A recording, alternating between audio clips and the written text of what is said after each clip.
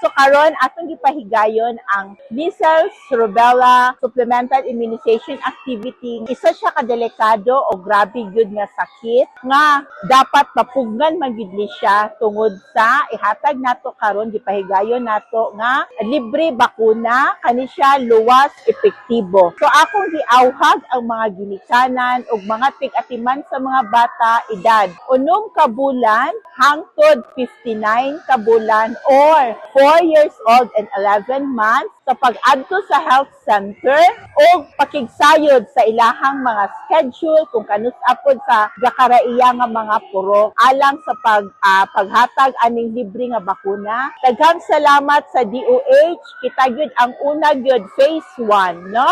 Ay because globally more than 10 million ang natapdan ani nga sakit.